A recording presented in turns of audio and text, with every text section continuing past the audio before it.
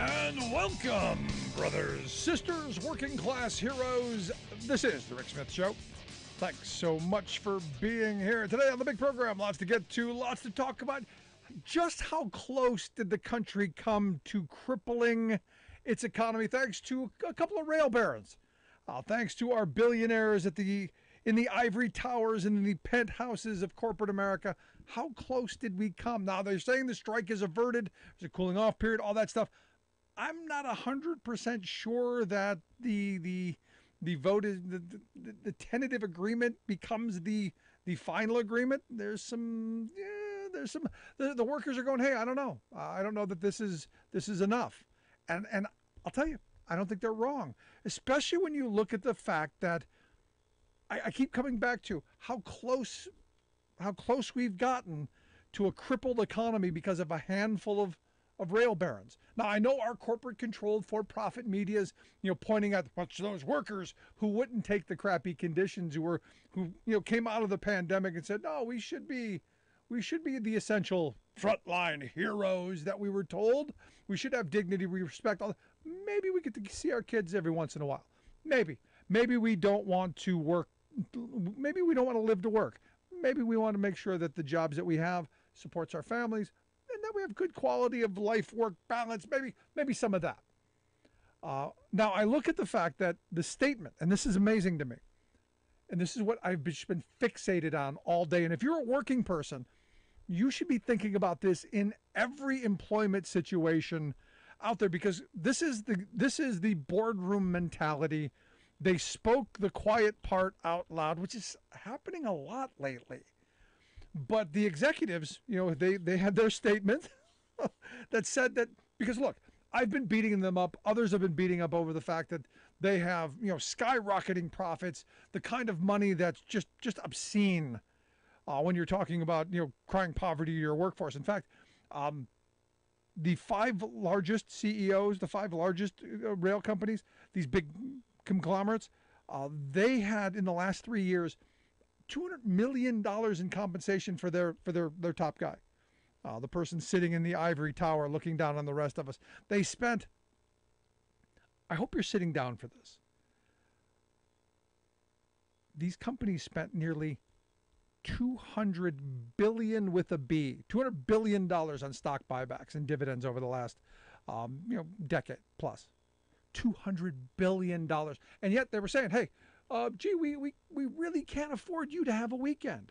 We really can't afford you to be able to make a doctor's appointment and make it. Sorry, we can't afford. Our business model doesn't allow for you to see your children or go to their soccer games or go to parent-teacher conferences. Or sorry, can't have that because we need more. Now, what's interesting is Warren Buffett in his annual letter was effusive with praise for the rail company that he's in control of. This BNSF, which interestingly enough, they're probably one of the more difficult ones to deal with, turning away loads and losing stuff a lot. But he points out in his letter, your railroad has record earnings of $6 billion in 2021. Here it should be noted, he writes, we are talking about the old-fashioned sort of earnings that we favor, a figure calculated after interest, taxes, depreciation, amortization, and all forms of compensation. That means we gave our CEOs enough, but we cheated our workforce out of enough so that we could profit more. This is the right way, the old-fashioned way. And I started thinking about this going, yeah, this is the old-fashioned way. This is the robber baron way. This is the 100 years ago way of, sun up to sundown, work days, 6-7 days a week, poverty, desperation wages. Yeah, this is the old-fashioned way that we as working people should be going, bad. Now understand, all these profits have been off the backs of working people. They point out that in 1983, there were 427,000 rail employees in this country. Now we're down to less than 200,000. Where'd those wage gains go? Oh yeah, to the CEOs and to the shareholders. The reason I bring this up, and I think this is the important part, this is the punchline if you needed the punchline. They're saying that all of the things that I just laid out, the massive number of stock buybacks, admitting that they don't know what to do with all the money that they're making, so they're just buying back stocks and making shareholders wealthier and themselves. Uh, the justification for these high CEO salaries and the justification for all of this just obscene kind of greed is, because they did it on their own. They took on risk. They did the right thing. They did, however, say that the skyrocketing profits, nothing to do with any. Here's the quote. Nothing to do with, quote, any contributions by labor. They were able to take on all this wealth. They were able to gain all of this wealth with no help from workers. Is that tone deaf? Is that fanciful thinking? Or is it just the robber baron mentality that you workers are what's standing in the way of our making more money, as opposed to, hey, thanks for going and doing those dangerous jobs. Hey, thanks for doing the actual work that we're profiting off of. And as working people, we should be kind of taking this message and going, that's not right. In fact, it's flat wrong. And this is, again, another one of those moments where they said the quiet part out loud. This is the kind of stuff they've been saying to each other in their smoke-filled backroom board meetings for decades. This isn't new. They said it out loud now. And this is another one of those moments when someone tells you who they are, believe them. Not that I ever had any visions of or any delusions whatsoever that they were anything other than greedmongers willing to throw your children under the railroad for another penny. But this is where we should be pushing out. Now, they said, look, the companies maintain that capital investments and risk, that's the reason that they're making all this money. None of that labor stuff. Let that sink in. Just absorb the arrogance of that. And then think about these CEOs who, like this Keith Creel, CEO of Canadian Pacific Railroad, $26 million in compensation in 2021. His pay went up 58% in 1 year. James Foote, the CEO of CSX, $16.6 million. Union Pacific CEO, 14.5 plus. Stock options, all that stuff that comes with it. Norfolk Southern, 14 million, 140 times that of what the average worker makes. Just obscene amounts. And you go, but Rick, they do a lot of hard work. No.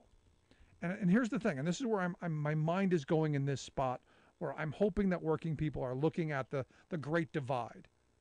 And as I've been saying, we got to stop looking at things through the frame of everything's right, left, Democrat, Republican, red hat, blue hat, red pill, blue pill. We got to stop thinking about that and start looking at it as top down. When these folks who are making millions of dollars a year are looking at us and going, you didn't do any of this. We did it. That's a problem. And the solution is lots of workers going on strike. And look, I'm still not 100% sure that the railroad workers aren't going to vote this down and be on the picket line at some point. Give credit where credit is due. Joe Biden, Bernie Sanders, they're the ones who staved off this strike for this moment. But we're going to see. Now look at September. So far in September, there are more workers on strike right now than there have been in as long as I can remember. In the first 6 months of this year, there were 180 strikes that involved 78,000 workers. That's up from the first half of last year of 102 strikes and 26,000 workers. Now you go, that's a big increase, and it is, and it's going to get more so, because I just saw a story out of Columbus, Ohio, that the Kroger workers, nearly 13,000 of them have authorized a strike. Why? Better wages, hours, conditions. Dignity and respect as well. And I argue dignity and respect are part of the wage package. If you're not able to support your family, if you're not able to put food on the table, how do you have that dignity and respect? And the thing is what gets me is, again, Kroger is a very profitable company. And sorry, we're not going to give out raises.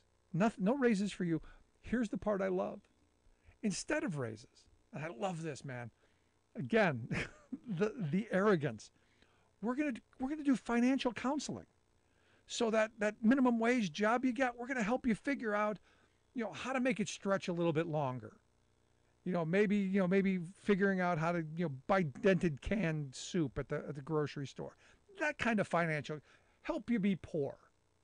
And I love that frame, because in the Pennsylvania General Assembly a number of years ago, and I mocked this for a while, they did the hour-long Play Poor game, where they had to have like bus tickets and they had to have $1 and figure out how to spend it. I love when rich people try and play poor, because they're no good at it. And what they found out, the Republicans who played the game here found out they couldn't be poor, so they decided not to be, which is nice if you can make that decision. But if you were me growing up as a kid, that wasn't a choice. Which again is why workers are saying we've had enough. And in fact, in Buffalo, there are 6,300 healthcare workers who have authorized a strike. So we could be seeing a lot of this. And you go, but Rick, that's not everybody's a member of a union. And you go, right, but they should be, because they could strike. What's happening instead of workers going on strike in bigger numbers is they're leaving jobs. They're quitting. And you've heard it, the Great Resignation. The folks over at Wallet Hub did a study that just grabbed my attention today. They pointed out, and I love this, that the states that have the highest quit rates, the workers who are quitting the most, are in states that, and anybody who listens to me knows this already, the answer is going to be here.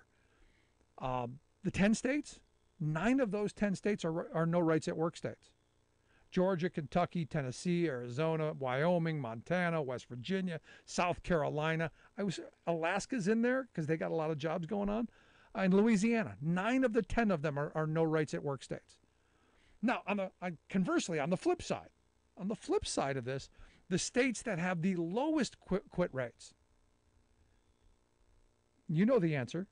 They're right to bargain states. They're states that workers have the right to organize, have the right to ensure that people who benefit from having a union are contributing to help make that union strong. All states that have that right to bargain. The state with the least quit rate, New York, followed by District of Columbia, followed by Pennsylvania. Again, high unionization rates in the private sector. New Jersey, Minnesota, Massachusetts, Connecticut, Illinois, Washington State, and California. Those are your states that have more stability in the workplace. And now this is one of those things for employers who are concerned about constant turnover, like the railroads having. Tons of turnover. If you want a stable, steady workplace, if you want people to come and make careers and do hard work and be invested in your company, maybe bargain with them. Maybe give them the dignity and respect of a reasonable wage and health security and retirement security. Partner with them and help them understand that they're not the cost for you, but they're actually the reason that you are making money. Maybe if we flip that frame a little bit, maybe the Great Resignation would be, stopping. That is my thought for the day. And I'll tell you, the fact that you've got these CEOs so arrogant to say, no, those workers, they didn't do this. We did it. Quite remarkable. Love to hear your thoughts. You can email me, rick@thericksmithshow.com, or give us a yell, 1-866-416-RICK, 1-866-416-7425. I guess that's the question. Are you essential? Are you not? Did you help create those profits? And are you offended by the fact that, the boss doesn't think so? Love to hear your thoughts. Right back after this.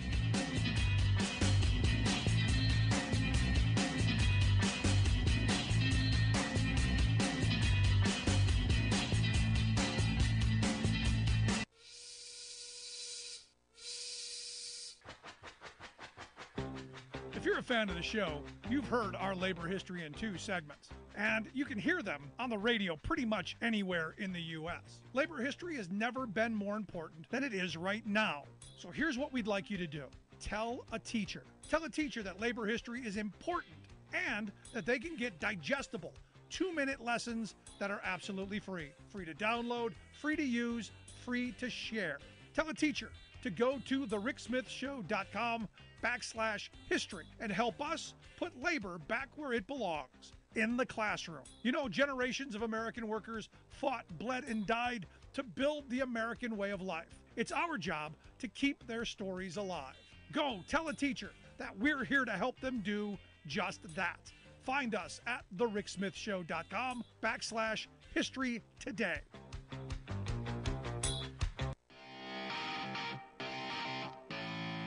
Welcome back to the Rick Smith Show. Now, here is Rick Smith.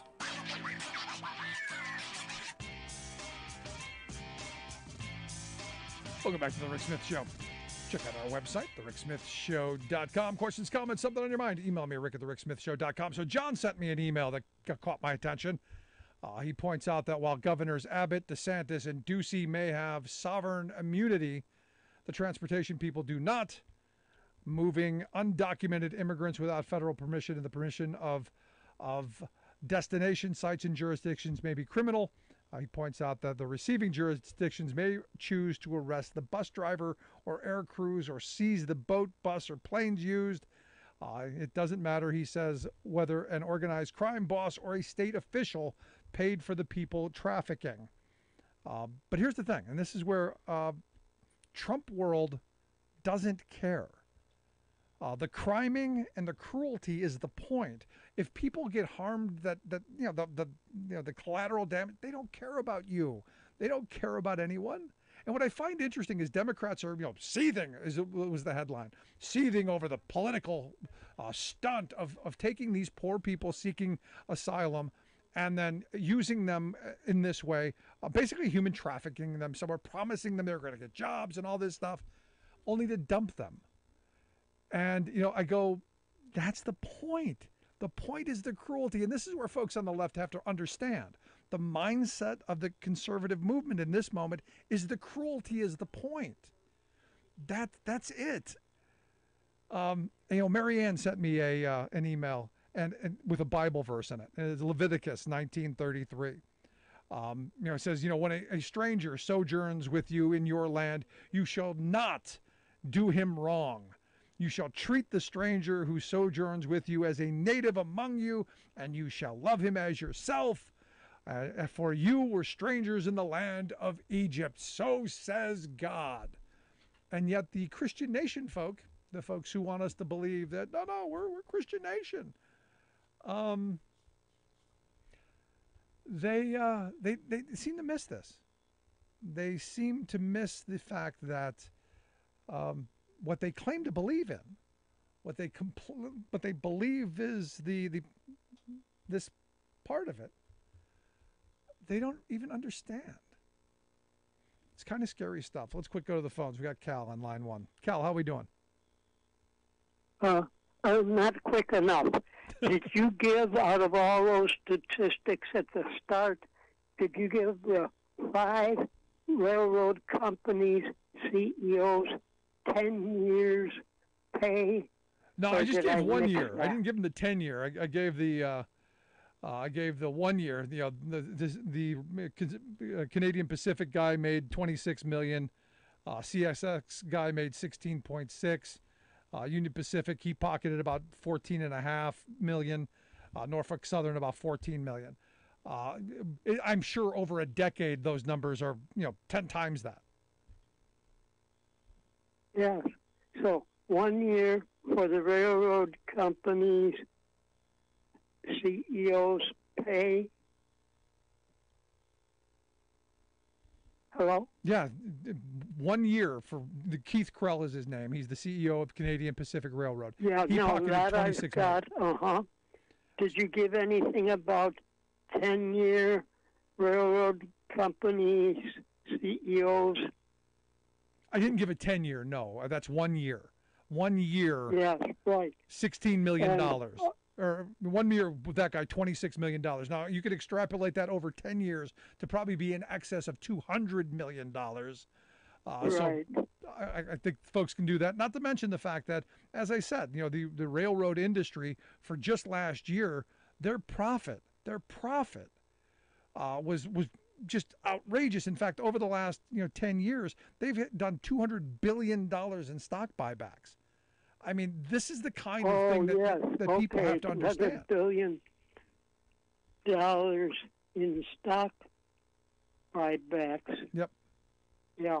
Yeah. So some of this might end up on one of my posters for next Saturday and Sunday. There you go. Good stuff, Cal. Appreciate it, man.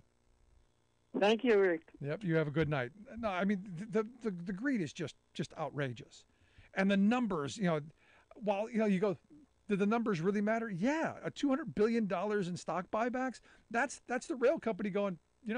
We don't have anything more productive to do with this money. We can't invest in more cars. We can't invest in more workers. We're just going to divvy it up amongst ourselves. Now, the weird thing is you look at BNSF, one of the Warren Buffett Railroad. This was amazing to me.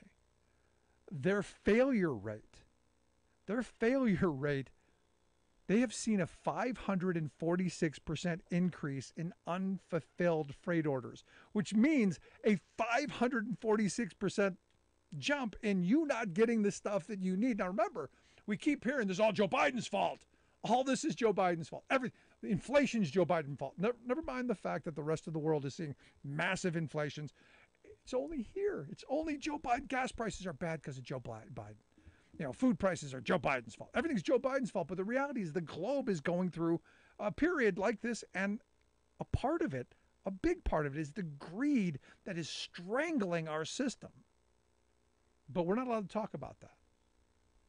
Because, we got to focus on other things, like the migrant children and the migrants that, because that's really what this was. The stunt that DeSantis pulled, the stunt that Abbott's pulled, we're going to take poor people who are struggling for a better existence, we're going to put them on a plane, send them somewhere where those liberals are. And because they got what they wanted, they got liberals all upset. Oh, how can you do this? This is horrible, treating people this way. You go, yeah, that's the point. The cruelty is the point. Treating people horribly, that's the point. Because that's who these folks are, and this took me some time to finally come around to, because I like to believe that we're all decent, that we're all willing to reach out a hand, we're all willing to do something to make someone else's life better, because we know eventually it's going to make us all better off. No, that's not actually the truth, and that's a hard realization. So when I see someone like DeSantis or Trump or any of them doing the things that they do, especially on immigration, because they don't have any plans. Their plan is we're going to build a big wall. That, isn't going to work. So where's the legislation to move forward to deal with this issue, other than political stunts? Now, I hope someone does go to jail over this. The fact that DeSantis had to go to, I guess, to Texas to find people to exploit. There's got to be some kind of criming in that. But again, breaking the law in public and then rubbing our nose in the fact that they're criming, that's the MO of MAGA world on steroids. So am I shocked? Not even a little bit. Quick break, right back.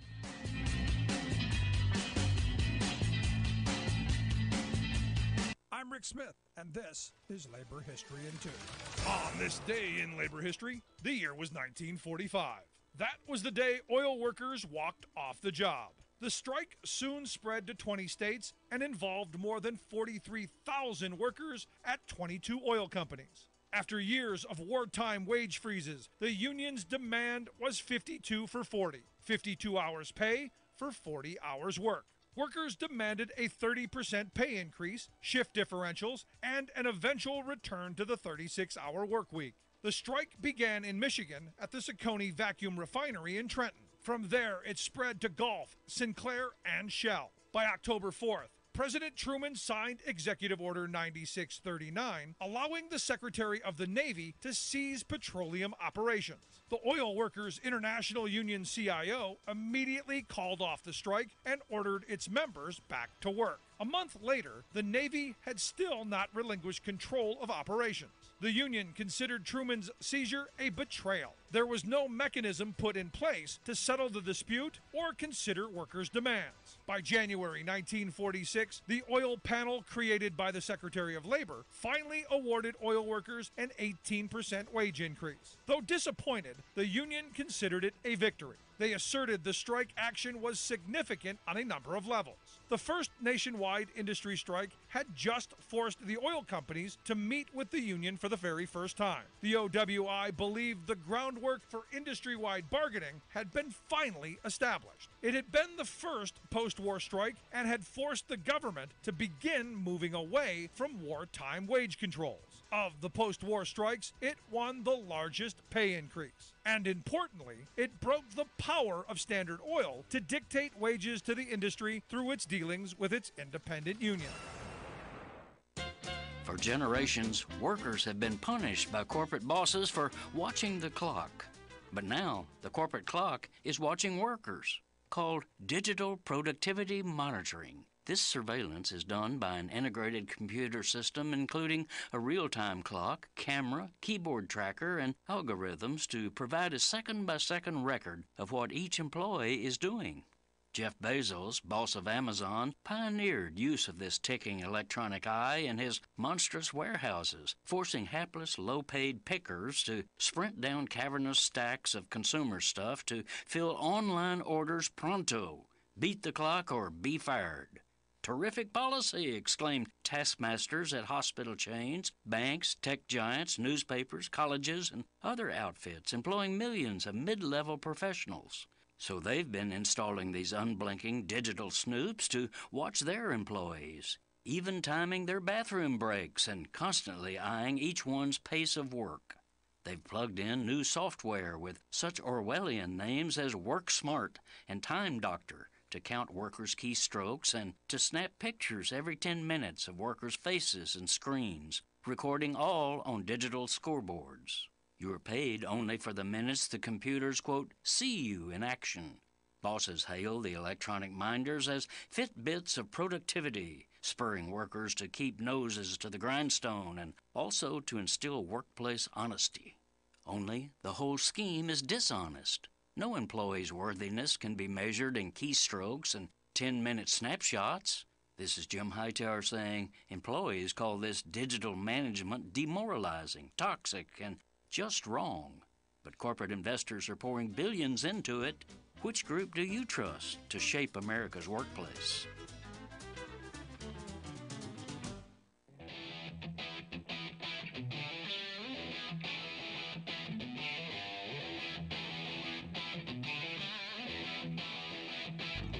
Welcome back to the Rick Smith Show. Now, here is Rick Smith.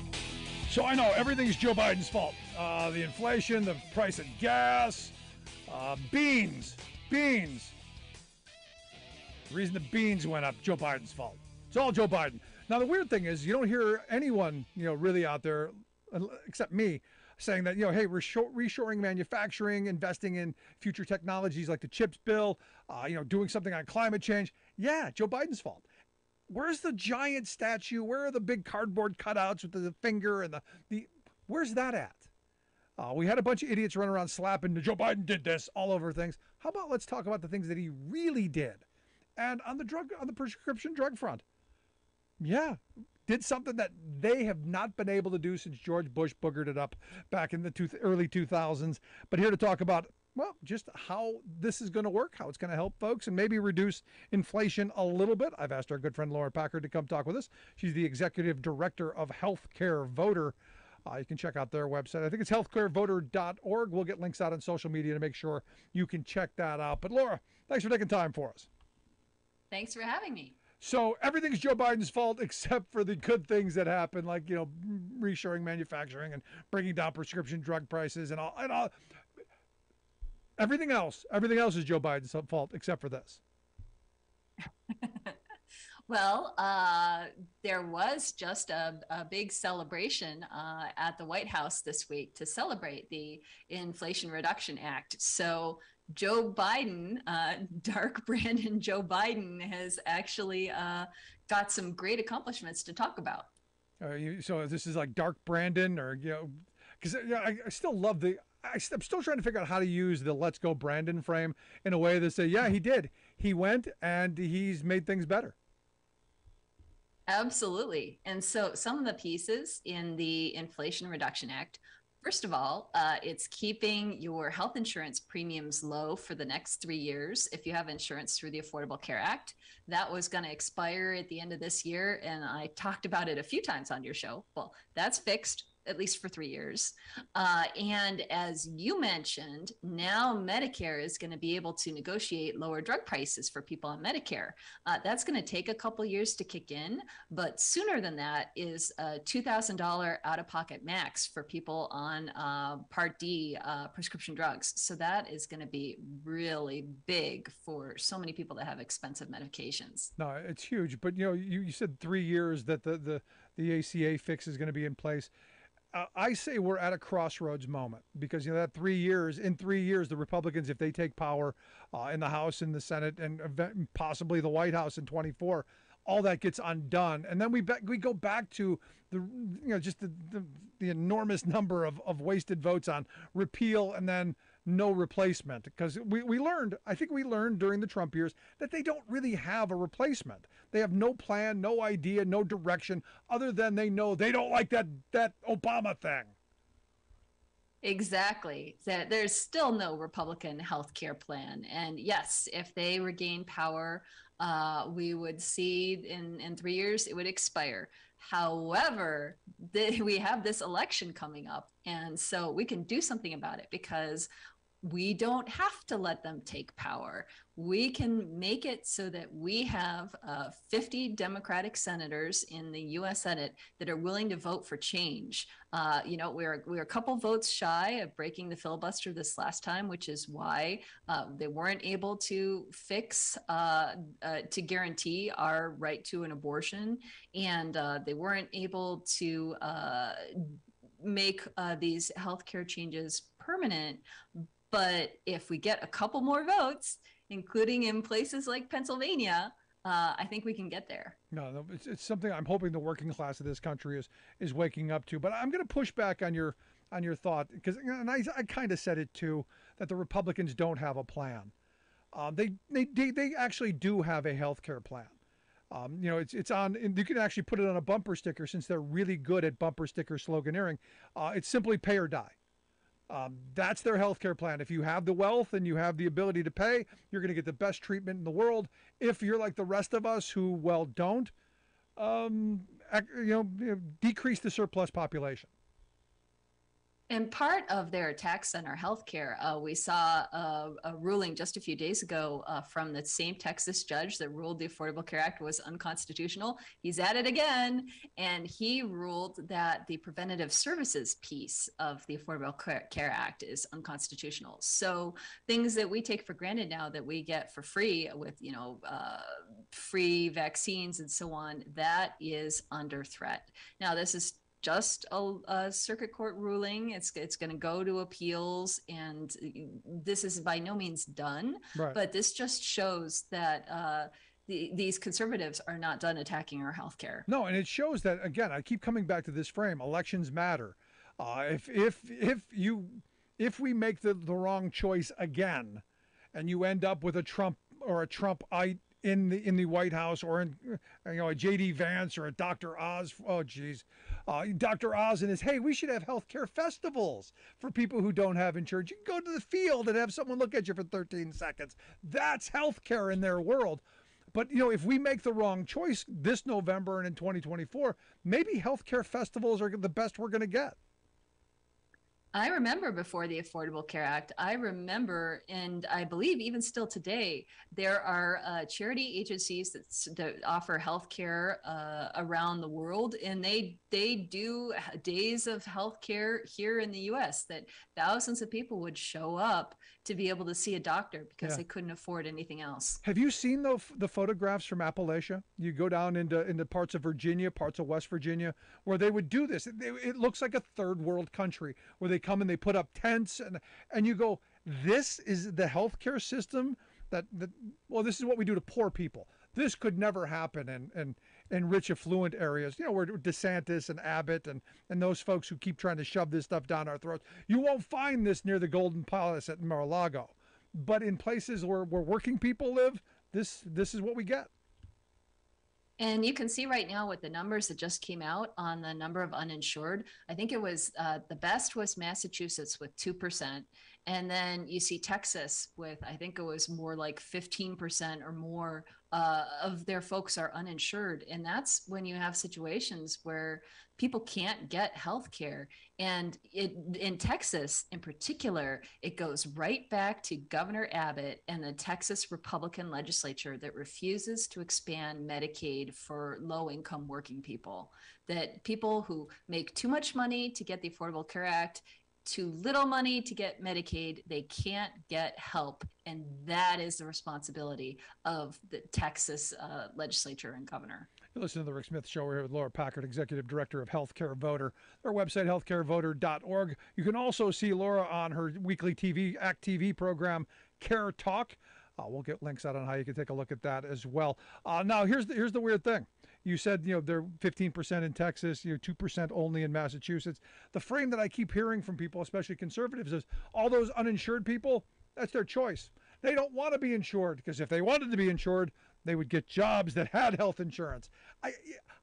It sounds ludicrous, but I get that from conservatives all the time. And the frame being, I did it, they should do it too. So I'm kind of curious your response to that. Well, first of all, if you're sick, it is extremely hard to hold down a 40-hour-a-week job that provides insurance.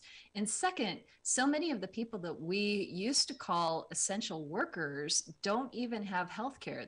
The people that, provide you your food, take care of your kids, hard-working Americans don't have health care in their low-paying jobs. And so are they really essential? Are we treating them like essential workers? No, we are not. Now we give them a nice little title pat on the back, but no raise, no health insurance, no security, none of that. Hey, it's the new American way. We're going back to the old days. It's the old new American way, where a company, an industry like the rail industry who makes hundreds of millions of dollars in profits, coming out and saying, labor didn't do any of this. Labor didn't do anything to help us make skyrocketing profits, Laura. Well, I'm hoping that the workers, the rail workers, finally get a day off. I think it's unconscionable that they're basically on call forever. This wasn't just about money; it was about paid time off. And we still haven't fixed paid family and medical leave in this country, but it just goes to show you can be a hardworking American with a good job and still not get good benefits. No, I look at someone like you, a stage 4 cancer survivor. Nobody puts in their plan, I'm going to get stage 4 cancer. Nobody puts in their plan the health things that come and the fights that you're going to end up with. And, your story is one of the, I've heard sadly replicated, hundreds of times from people who said, look, I had the American dream. We lived in a little picket house fence. We were making good money. We were taking vacations, planning for college. We were doing all the things we were told we were supposed to. Somebody got sick. Bang, we're bankrupt. Exactly. We live in a country, in one of the only industrialized countries, where healthcare is not guaranteed to us. And if you are too sick to work, you also probably lose your health insurance. No, I think back to a guy when we used to do these hungry and homeless for the holiday food events, where we would sleep out in a grocery store parking lot for a week. And I remember a guy we met, that's what was his life. In fact, he was a conservative his entire life. He had a heart attack. Had some complications, ended up losing his job a couple months later, ended up losing his health care, didn't have any money, couldn't get Social Security, disability, ended up homeless. Now, because of Medicaid, we spent hundreds of thousands of dollars to keep him alive, only to send him back to the street. And you go, there's something wrong with this system. And it's so badly broken that I think the average American goes, what can we do? So the question then, what can we do? Is this high on the priorities in this election cycle, or is it something else?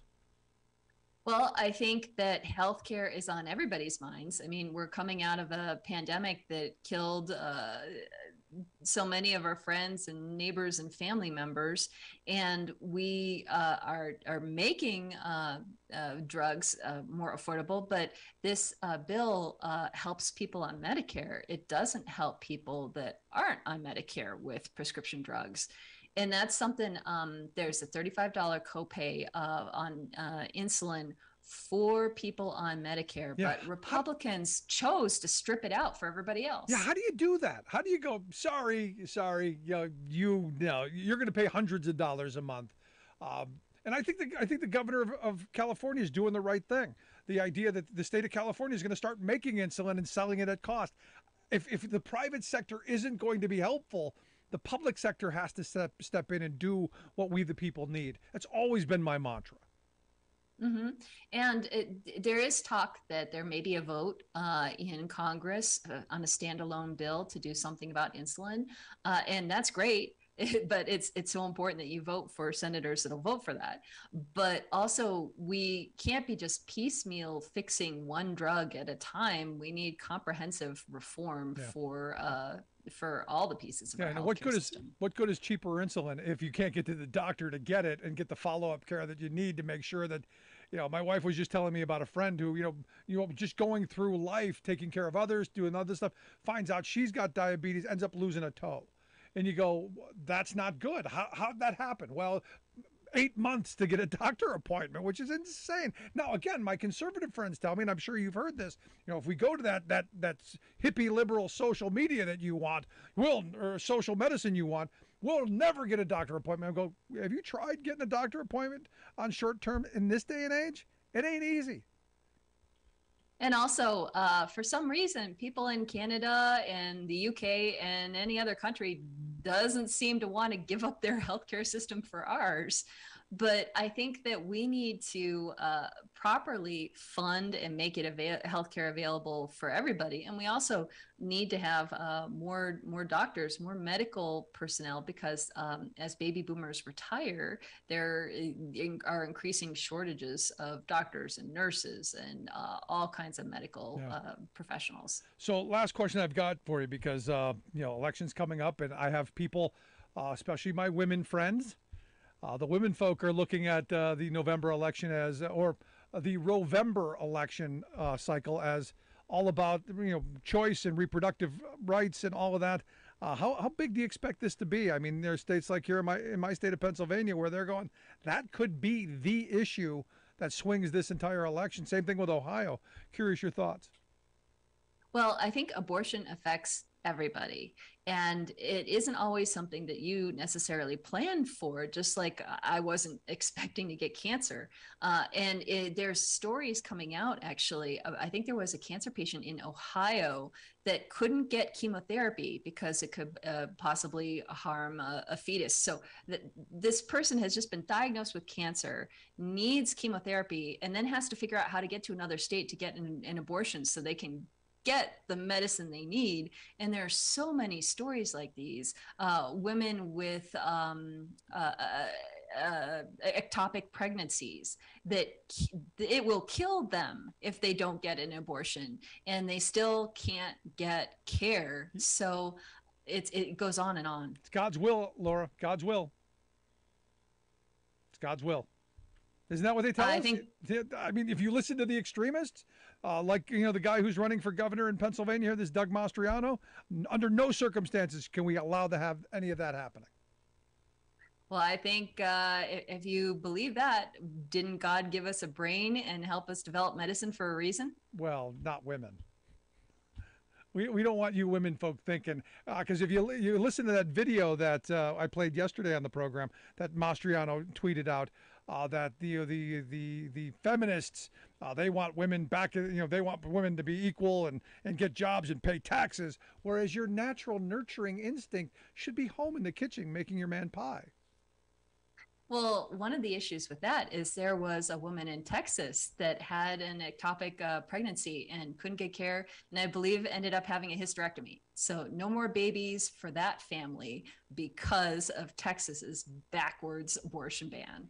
Well, I'm hoping it is going to be Rovember, and we start throwing some of these bums out and maybe cleanse ourselves of the insanity that has propped up in the Republicans. And look, my Republican friends, take your party back.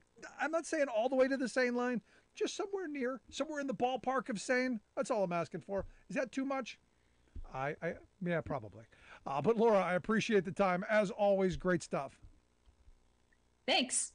Our good friend Laura Packard. Make sure you check out the work that she does over at Healthcare Voter, healthcarevoter.org.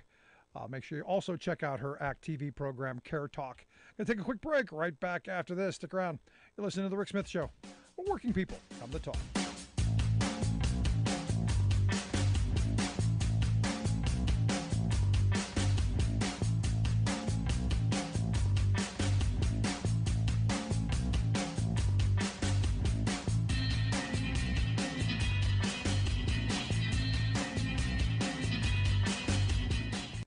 I'm Rick Smith, and this is Labor History in 2.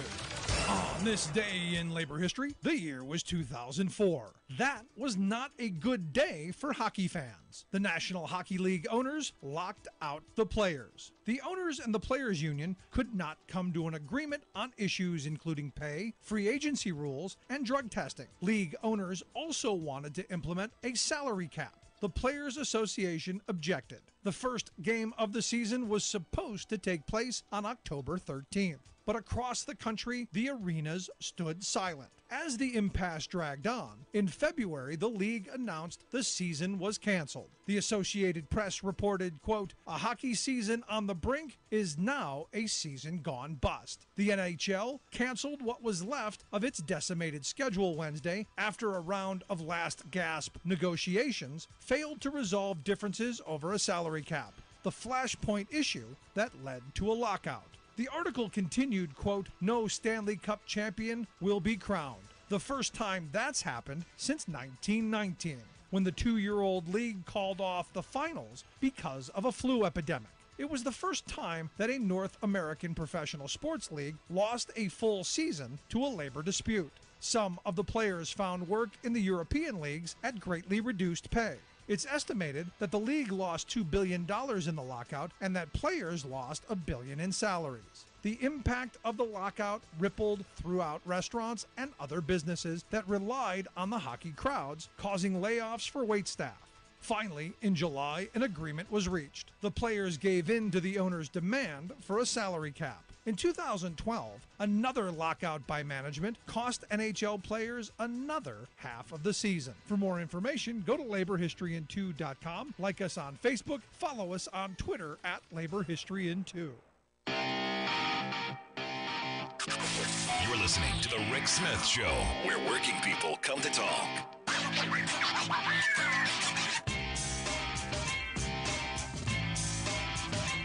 So I got an email from a railroad worker who points out that, I might be right. He's saying that the California railroad workers, he doesn't think they're going to be in favor of this, and it might not get signed. And this is where democracy in the workplace matters.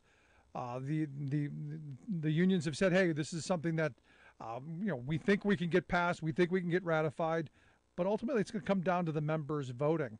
But he says, look, the railroad manufactured this shortage of people working because of this precision scale railroading that we had talked about, or precision scheduling railroading that they had talked about the other day on the program. And this, again, he said the shortage is critical. They're at a critical moment where, they don't have enough people. They're working the people who are there to death. And as he points out, between this scheme that they came up with, these draconian work rules that the company put into place, and COVID, he said, look, this is a terrible mixture. It's caused even more of a shortage than probably than what you would have need. He also goes on to saying the training that they are providing is half of what it used to be, and it's creating unsafe working conditions as well as numerous incidents that cost millions. And again, this goes back to what I've said before. If companies really want to do well, they should want to retain people. They should want people to stay on the job, the best qualified people. And this is why union companies do generally so much better. In fact, I talk about the freight industry where I came out of. The company I worked for years, they used to brag about the fact that they had a less than 2% turnover rating. Whereas other companies, you were having 30, 40% turnover. The people who worked for that company, they knew the job, they were efficient at it, they were productive, and there was stability. And that's why, because, better wages, hours, conditions being a big part of this. And this is where, I'm struggling with how things have gotten so bad. He points out that the self-induced management shortage has some guys' phones ringing a dozen times every night.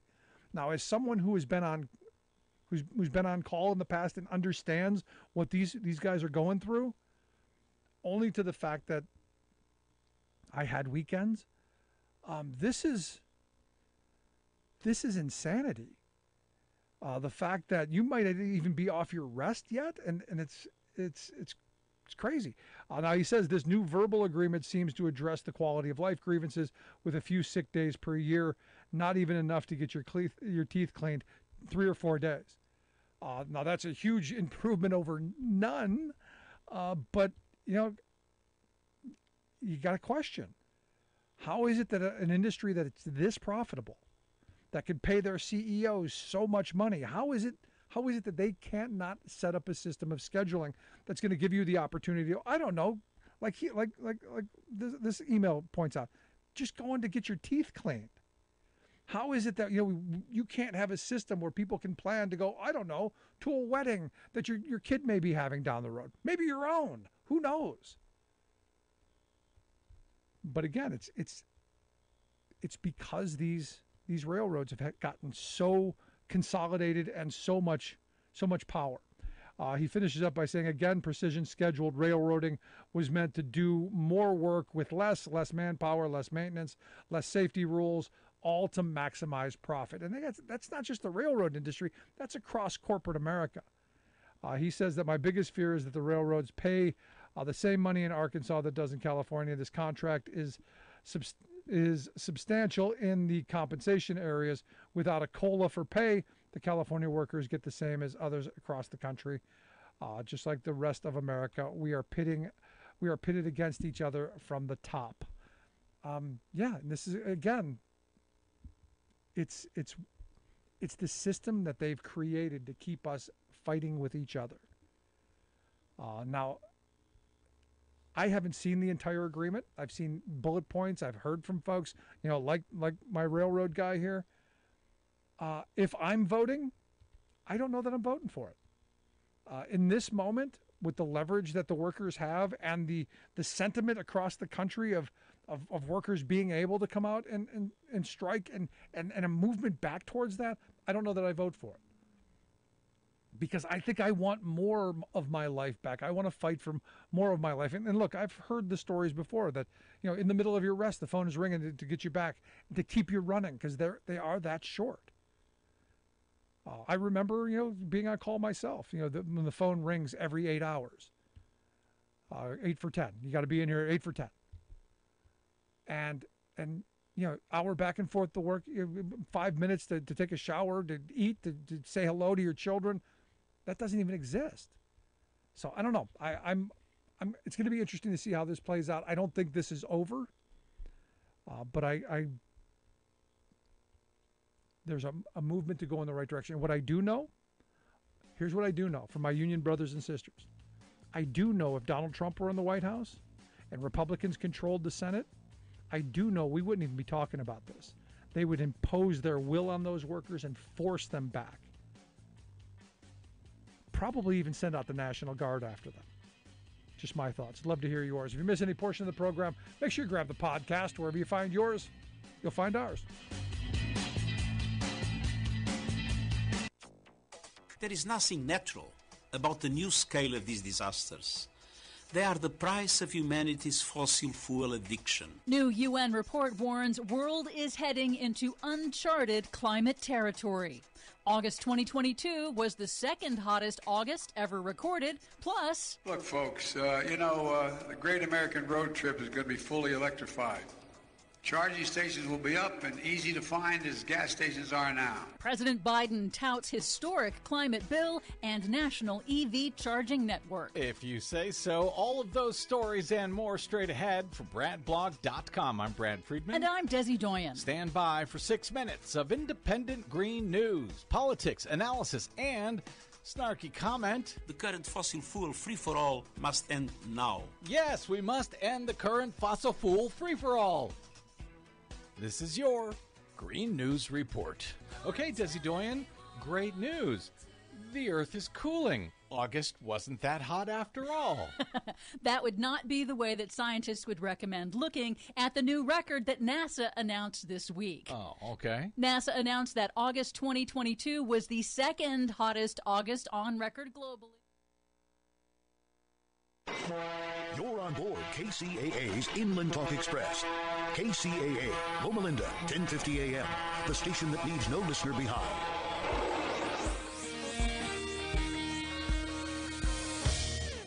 Days, President Biden will be enforcing